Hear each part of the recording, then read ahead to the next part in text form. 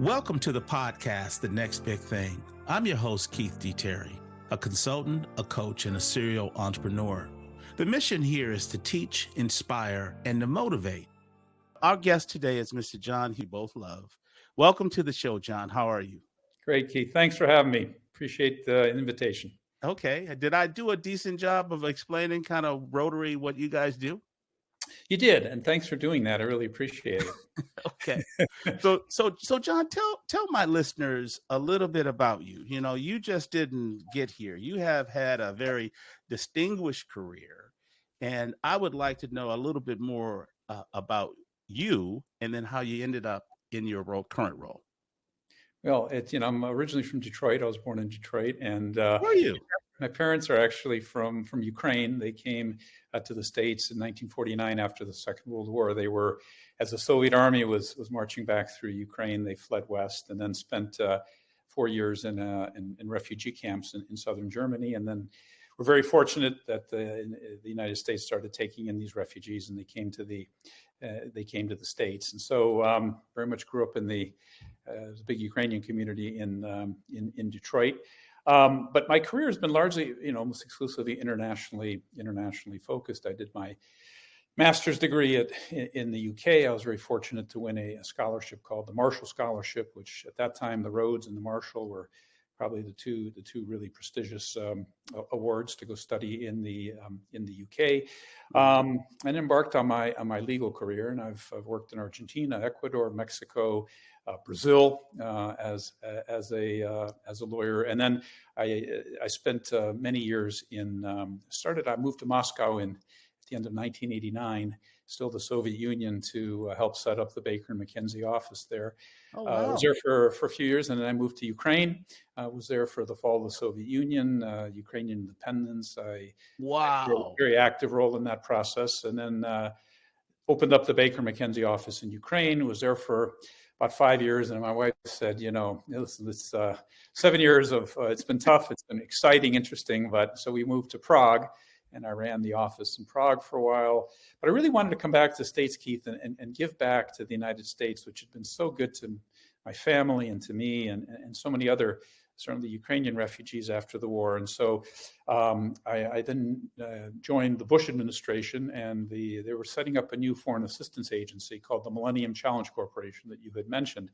And it was not meant to compete with USAID, which is the principal U.S. vehicle for delivering foreign aid, but to deliver it in a new and innovative way. And as you mentioned in your intro, I was the chief U.S. negotiator for that agency, and negotiated about $6.3 billion worth of foreign assistance agreements to these countries, largely in Africa, but in other places as well. And then President Obama won the election in 2008, and you know how it works in Washington. If you're a political appointee, you become, as our friends across the pond say, redundant. And so what do? I didn't want to go back to practicing law, sort of been there, done that. And my father is kind of somewhat of an interesting story. My father was a very avid Rotarian, 35 years. He's passed away, but he was reading the Rotary magazine, and he saw that they had an advertisement that Rotary was looking for a new CEO, general secretary. So he rips the page out of the magazine and writes across the corner, "John, you seem to have all the qualifications. What do you think?" So he mails it to me, and I looked and I go, interesting. I sent off my CV, and the rest is history. And I always say there's two things I learned from that experience. One is always listen to your dad. And second is great things happen when you read the Rotary magazine. So that's how I wound up at Rotary. It was a bit serendipitous, thanks to my dad. And I've always every time I talk to him, I go, "Thank you, Dad." What a great story, and I echo that. You have to listen to your parents, because my dad's deceased, and my mom will rip stuff out and send it to me all the time. And she's always, their parents are always looking out for you. My question for you is, you had such an international perspective coming into both government and your current role. Was it helpful? I mean, absolutely, because all of my current role and in the government and my legal career as well was exclusively internationally based. I speak 5 languages. That really helps, and I think it does. Sorry? I said, I bet it does. Yeah, because, I think to really understand certain societies or to get a really feel for a place, speaking the language is critical, where you can understand the jokes, pick up on the various nuances. And so I think my languages really helped quite a bit. And certainly in this Rotary job, it's been great because, 75% of our Rotarians, as you mentioned, we have 1.4 million members around the world. 75% are now outside the United States. And that's where we're really seeing our largest growth is in Africa, Asia, parts of Eastern Europe. So it's been absolutely necessary. And Rotary is kind of like the United Nations, right? And I would agree. It's obviously we were everywhere, and we have this extraordinary global platform to do good. My previous experiences really were helpful. This my so when I did my research, I was like, wow, who competes or who compares to Rotary? And, there's some big names that are out there, like Red Cross. They mentioned the UN a little bit. So would you say that many Americans know what you guys do? Well, I think a lot of people have heard of Rotary because you'll see the Rotary wheel. Well, when you drive into a lot of cities, a lot of people will have participated. We run one of the largest youth exchange programs in the world. We send 5,000, 6,000, 7,000 students a year to do 1 year of high school study in a foreign country. Not just wow, I didn't know Germany that. to the U.S. It's Japan to Brazil. It's Brazil to Kenya. I mean, it's really everywhere. And so I run into a lot of people who are sort of Rotary Youth Exchange students and say, it changed my life. Thank you, Rotary. But really, Keith, we're an extraordinary global platform. And our clubs are 36,000 clubs. Many of them are really focused on local community projects, some on regional, and then many are focused on global projects. And I think our signature global initiative is the eradication of polio. And I think it's a very interesting story because it was really Rotary, a nonprofit, not a Ministry of Health or a multilateral institution. Back in 1985, we had the audacity, and that's the right word, the audacity to say, we are going to eradicate a disease from the face of the earth. And at that point in 1985, only one other disease had been eradicated, and that was smallpox. And so Rotary said, all right, let's go and see if we can eradicate polio. 3 years later, we were joined by the World Health Organization, CDC in Atlanta, UNICEF, and the and WHO, the World Health Organization, to create the Global Polio Eradication Initiative. Now, did you have to campaign to do this, sell them on it, or it was such a demand that they wanted to? We played a pivotal role in sort of bringing that partnership together. And then it was really Rotary that was urging, let's just go for the whole thing. Let's see if we can eradicate it. And it's been a phenomenal partnership. We were joined about 10, 12 years ago by the Gates Foundation, more recently by Gavi, the Vaccine Alliance. And what's interesting, Keith, is we had about 350,000 cases of polio a year back in 85. 125 countries had polio. Wow. And it's really thanks to the effort of Rotary and our partners that we've now down to just 2 countries, Afghanistan and Pakistan, where the wild virus is still circulating. We've had just 6 cases this year. We had 12 last year. So we really are on the cusp of eradicating the second human disease in history. That requires a round of applause. I mean, my background is bacteriology, and I can just tell you, bugs, viruses, bacteria they're always fighting to mutate to stay alive, and to say that you've eradicated it is pretty freaking phenomenal. And I think we haven't done it yet. We got to get across the finish line. We're 99% of the way there. But, in Rotary, our job has been to raise funds. We've raised about $2.6 billion for the polio effort through the years. But we also advocate because we're everywhere. We have a presence in just about every jurisdiction. I like to say there's not a politician in the world doesn't have a Rotarian as a constituent. So we've been very effective as advocates for polio eradication. And we also have been hands-on, the boots on the ground, because with the oral polio vaccine, as you know, as a medical person, it's 2 drops of polio. Anybody can be a vaccinator. 2 drops of polio vaccine in a child's mouth. And so you had hundreds of thousands of Rotarians traveling the world vaccinating these children. And we're on the cusp of really leaving a legacy for as long as mankind inhabits the earth. That's a pretty It powerful is. thought. There's so many questions I can ask you because I'm medically curious. How, I mean, just out of curiosity, Afghan and Pakistan are the governments restricting access to the people who might be impacted by it? How difficult is it to move your program forward? Yeah, I mean, you've hit it on the nail on the head there, Keith. The challenge in polio eradication, wherever it is you have to get to the children, and you have to get to the 2 drops, and you have to have enough of a coverage to be able to create what's called herd immunity, and to stop the spread of the virus. And so it's not surprising that Afghanistan and Pakistan are some of our last countries because of the conflict. It's been a challenge to get to the children in these conflict areas, and so we're addressing it. We're working closely with the governments in both countries, trying to get into these last pockets, areas where there's conflict, where there's cultural resistance, to get these 2 drops into the children's mouths. And hopefully we're shooting for the end of 2026 for stopping the transmission of the wild polio virus. Wow, kudos to you. I'm going to be watching that with bated breath. So as you deal with the demand of local issues, in my intro, I talked a little bit about a global humanitarian crisis. How do you go about determining local initiatives or crisis versus global crisis? Is there a conflict internally, or how do you deal with that?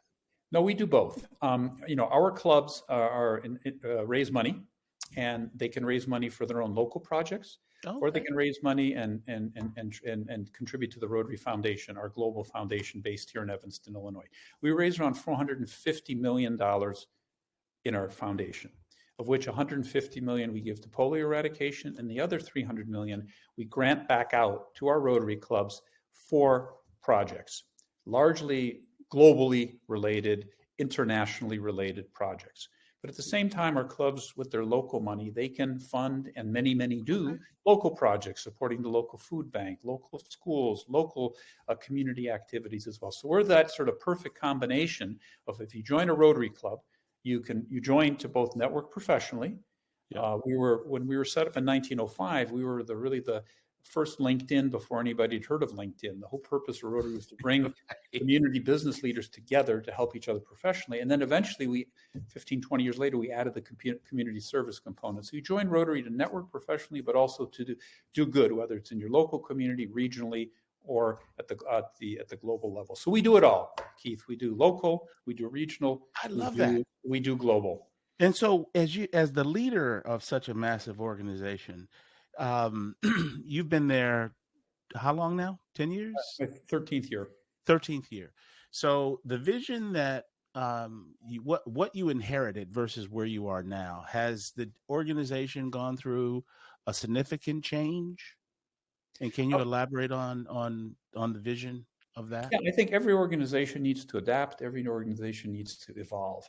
And we've evolved on one hand where, if you look at it, we've probably doubled our fundraising at a Rotary Foundation, which has in fact doubled our ability to have an impact. We've really adapted by adopting more technology. By our Rotary clubs historically, we would meet every week, in-person meetings, and we've introduced a lot more flexibility in terms of don't need to meet every week if you don't want. The use of technology. I think COVID, in some ways, as horrible as it was for the world, did force us to adopt technology in a way that we hadn't in the past. And we've also, with respect to going back to your questions about humanitarian aid and making a difference, in the past we weren't as focused on let's make sure we're spending our money to get the highest impact, the biggest biggest return. Let's make sure the projects we do are sustainable. Right? That wasn't an ethos in the past. It was like, we did it. We delivered school books, end of story. Everyone's happy. We're now moving to a much more aggressive focus on let's do projects that are of larger scale, that have more impact, and that are sustainable, so that after our funding ends and after our involvement ends, the projects keep going. So it's not just going in, putting in some boreholes, providing water to a community, but not thinking through, is this what they need? Do they have the spare parts to maintain that? Do they have the funding to be able to maintain those water holes, et cetera, et cetera? So we're much more focused now on sustainability, impact, to make sure that when we leave, the programs and the benefits continue. Now, I love that. So, do you want to articulate what your top priorities are right now? I know you just mentioned those. Are those the top priorities? Well, we have polio. That's our large global initiative. And then our Okay. foundation, when we grant back out to our Rotary clubs, we do it in 7 what we call areas of focus: water and sanitation, disease prevention treatment, maternal and child health, literacy, community development, peace and conflict resolution, and environment. So those are the 7 areas that our Rotary Foundation prioritizes in terms of grants to our Rotary clubs. In addition, we have the Peace Fellows, the scholarships I mentioned earlier, the master's that we do. We have our youth exchange program, et cetera, et cetera. So as you can see, we're pretty comprehensive and pretty broad. Now at the club level, that's for the clubs to decide what they want to do with their money locally. And that spans, there's the gamut, right? 3,000 different things that, it's the local food bank, it's the schools, it's the helping, with the Boys and Girls Club. I mean, there at the local level in terms of when they're using their own money, it spans the gamut. Wow. So if I understand the structure, it's the foundation, and then you bridge down to local clubs. Exactly. So the local clubs, again, raise money. They can keep it locally and spend it locally on what they'd like in their communities.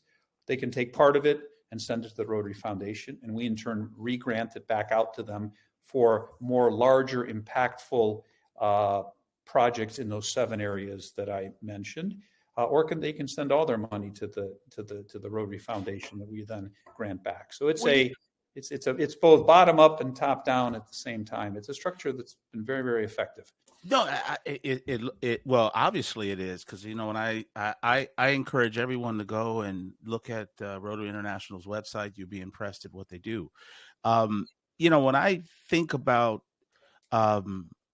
humanitarian crisis, and it may be the wrong word to use, but in the United States there are all kinds of local crises, from homelessness to education, water in certain places. Then you have things that are obviously happening over in the Middle East.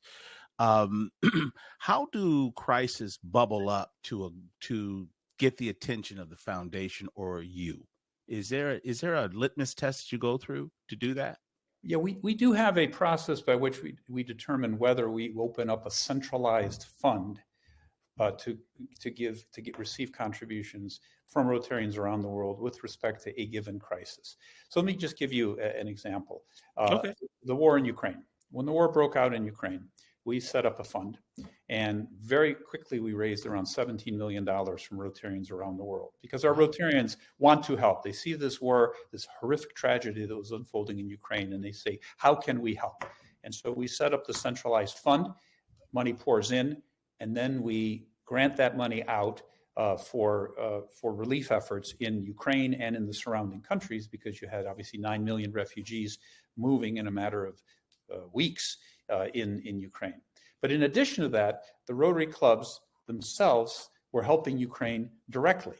And so we're estimating that if you take what we raised and spent centrally, plus what the clubs are doing directly to Ukraine, Rotary has probably sent about $75 million worth of assistance to Ukraine as a result of this war.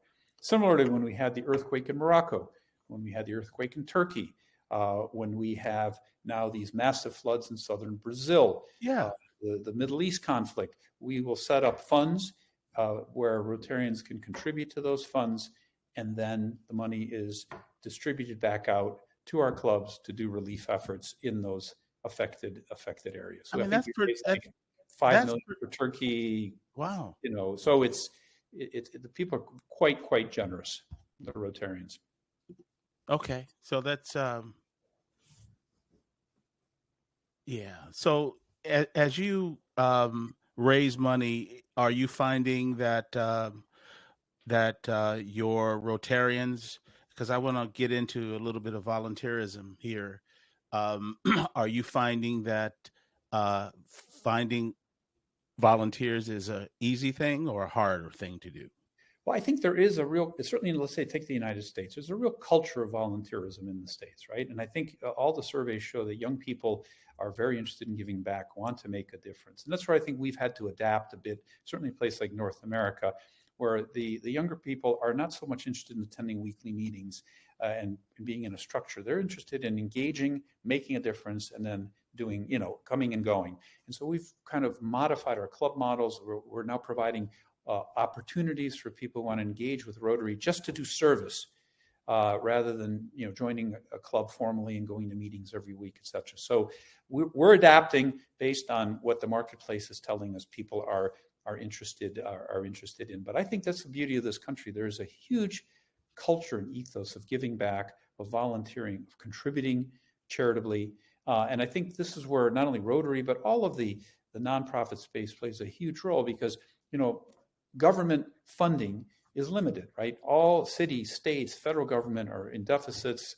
Funding is hard to come by, and yet the needs are growing. And I think the nonprofit community, particularly in the United States, fills a very, very important niche where government can't meet that need. And that's why I think as a Rotarian and all Rotarians are very proud of the fact that we can, through our efforts, fill some of these gaps that the government is not able to do.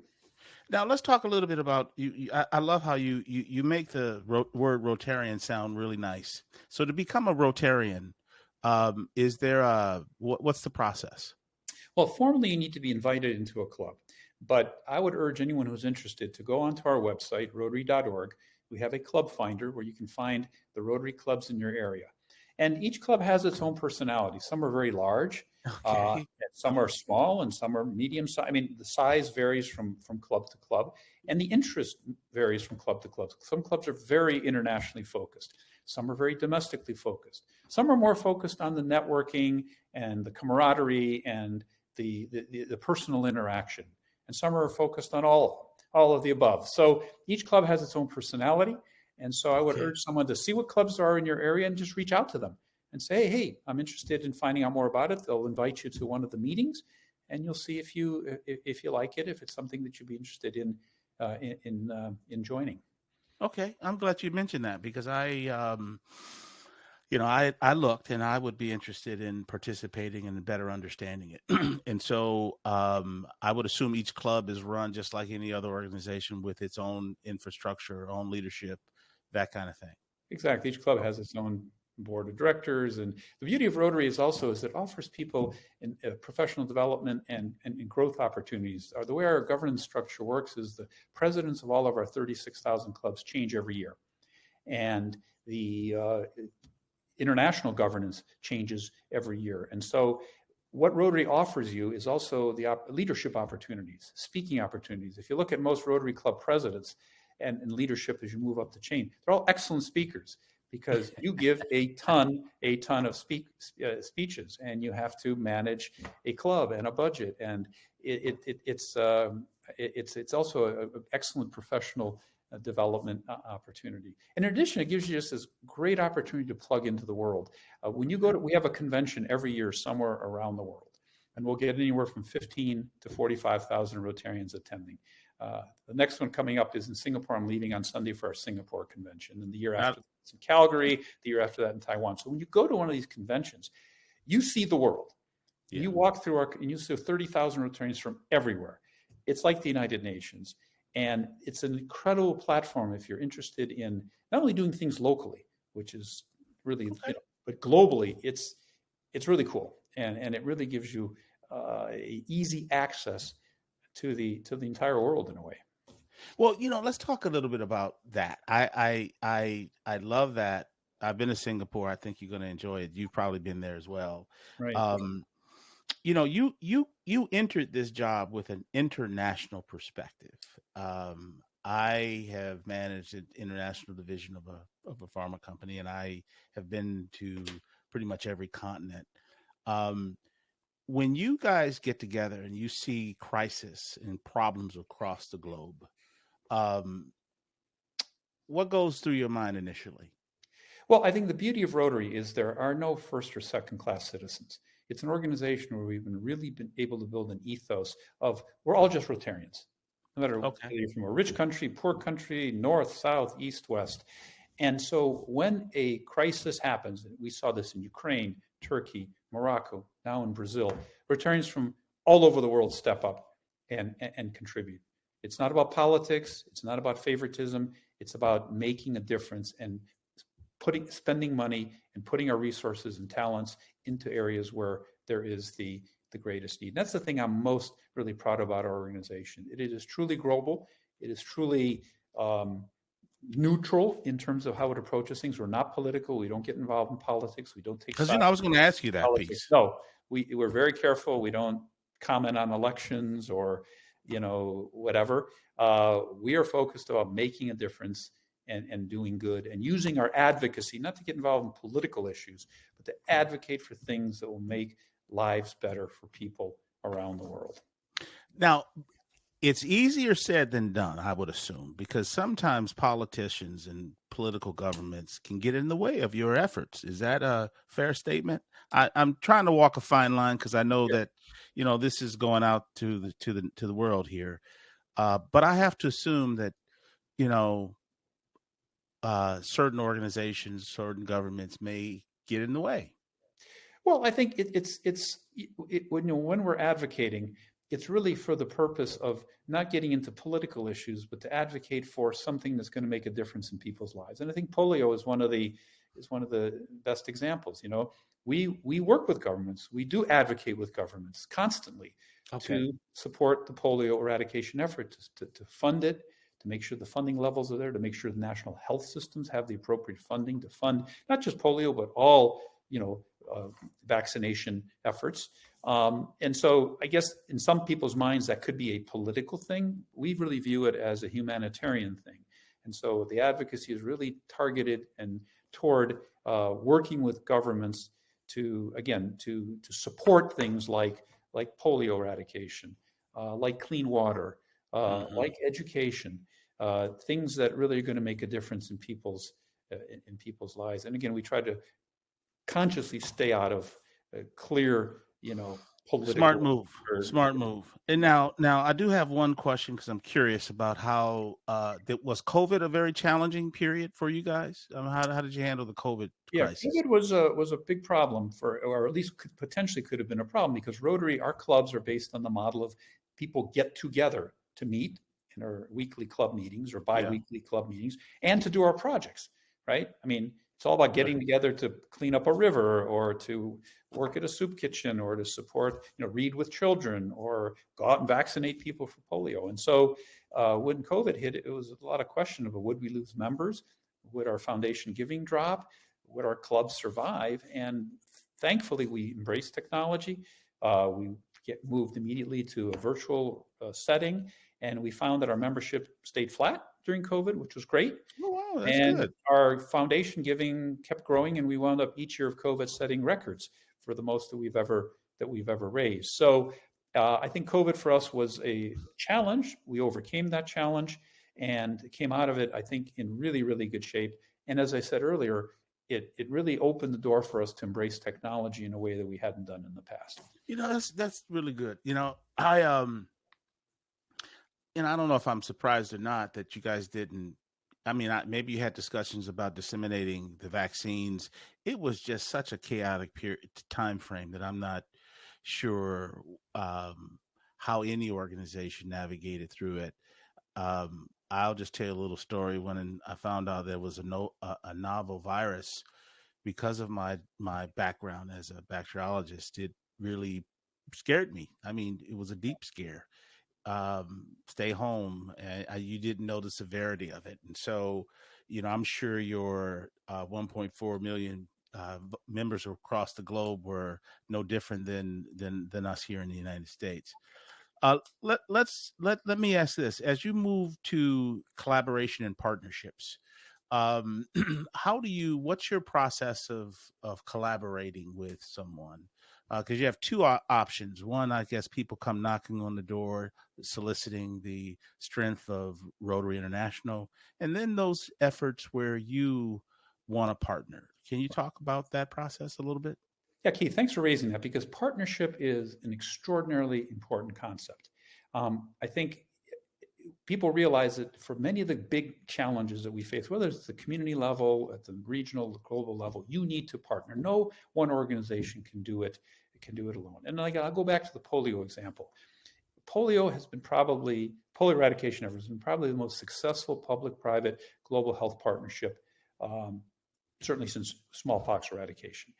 And what's the good thing about the initiative is that each of our various partners, we each have a concrete, specific role to play. And all those roles mesh together and they work well together. And so partnership is absolutely critical. And so polio is obviously the biggest example of us partnering with world-class organizations, WHO, UNICEF, CDC, the Gates Foundation, Gavi, to really tackle a massive global effort. But also we're doing it at the local and regional level, partnering with think tanks, partnering with universities, partnering with other nonprofits. They bring their strength, we bring our strength. The whole idea, Keith, is 1 + 1 = 3. Right. That's what you're trying to do. Leverage the strength of different organizations to bring them together to truly make an even greater difference. And so we do that across the board. Now, in terms of who do we partner with? Well, it's all a function of what is their strength? What is our strength? Is there that sweet spot where bringing the two together will result in an even greater good? I get that. And so now that you've been there 13 years, what are some rewarding stories? I want to tap into your memory bank for a moment. What are some things you're proud of? Well, I mean, just one thing that just really impacted me and why I became so passionate about polio eradication. Shortly after I joined back in 2011, I went with my wife and I were in India, and we were participating in a Rotary. There's it's called NID, National Immunization Day, where there's a day where you go out and you vaccinate millions of kids. And so we were in a slum in Mumbai, in a small little room with just no furniture, chair, a table, and the mothers were bringing in their children to be vaccinated for polio. And I'm putting 2 drops, and my wife is as well, 2 drops of polio vaccine in the mouths of these children. And then I look out the window, and I see 4 children crawling across the street with polio. Oh. And at that point, I realized that these 2 simple drops that I was putting in each child's mouth was going to prevent that child or those children from ever having to suffer what those 4 children were suffering as they were crawling across the street outside my window. And at that point, polio eradication for me became not just some academic exercise or something I contributed money to, but it became deeply personal and deeply emotional. And so I've really, as you and I were talking about in the prelude, very avid cyclist as you are. And so I participate every year, and there's a bike ride, 102-mile bike ride in Tucson the weekend before every Thanksgiving called El Tour de Tucson. Okay. And the Rotarians back in 2010 started using it. There's 7,000, 8,000, 9,000 riders depending on the year that participate. And a lot of organizations use it as a fundraising vehicle. So local Rotarians were using it to raise money for polio, raising $10,000 a year. And so a group of them ran into me at our convention in 2012 on a water tax. And they said, "John, you're a really avid cyclist. You want to join us, help us raise money for polio?" And I said, "Sure." I joined. I unleashed our fundraising machine. Next year, we raised $250,000 through that ride. The next year, $3 million. The next year, $5 million. And so in the last 11 years, with this El Tour de Tucson ride, we've raised $67 million wow. for polio eradication. And so again, it just shows the leveraging effect of Rotary, because we have Rotarians from all over the world contributing you bring to up, this effort. But you bring up a really good point. So polio has been my kind of personal story that's been extremely emotional, and I think we're really making a huge difference. Well, I don't want to stop you. If you have more stories, I would love to hear them, because I'm third. Well, the beauty of this job is, as I travel the Rotary world, I just see the absolutely extraordinary work that Rotarians do, whether it's, visiting a world-class blood bank that Rotarians in Delhi put together. I was just in Bolivia last week, and the Bolivian Rotarians have put together a world-class burn center for children who've been burned to deal with. They put together a world-class program to deal with sexual assault in the schools, a great training program in the elementary schools to help to help kids with sexual abuse and abuse in the families, etc. And I could just go on and on and on. The quality, diversity, and level of Rotary projects are really around the world. It's quite extraordinary. What I'd like to do is polio for because I bet you there are a lot of listeners, because it's been eradicated from the United States for what, 10, 20 years, something like that? No, more than that. Yeah.